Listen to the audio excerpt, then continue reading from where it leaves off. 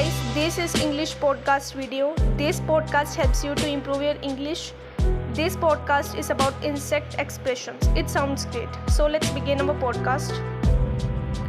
There are many American expressions about insects. Like bees, for example. Bees are known as very hard workers. They always appear to be busy, moving around their homes or hives. So you might say you were as busy as a bee if you spend your weekend cleaning your house. In fact, you might say your house was a beehive of activity if your whole family was helping you clean. You also might say you made a beeline for something if you went there right away. When we go to see a movie, my friend always makes a beeline for the place where they sell popcorn.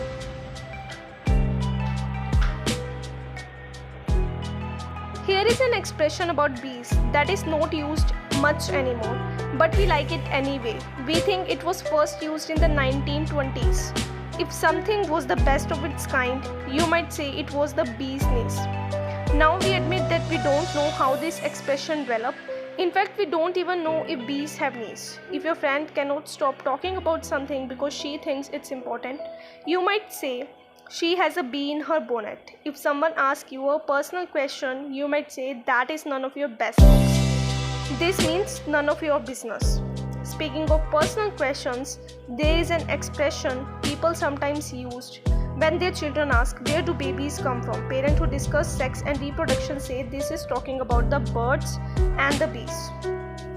Hornets are bird-like insects that sometimes attack people. If you are really angry, you might say you are mad as a hornet.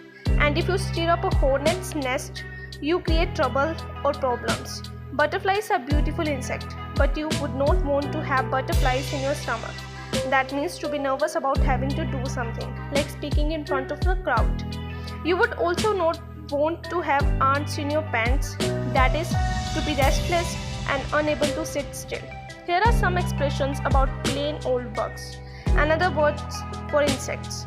If a friend keeps asking you to do something you don't want to do, you might ask him to leave you alone or stop bugging me. A friend also might tell you again and again to do something. If so, you might say he put a bug in your ear. If you were reading a book in your own bed on a cold winter's day, you might say you were snug as a bug in a rug. And if you wish someone good night, you might say sleep tight. Don't let the bed bugs bite. Hope this audio podcast is helpful to you all.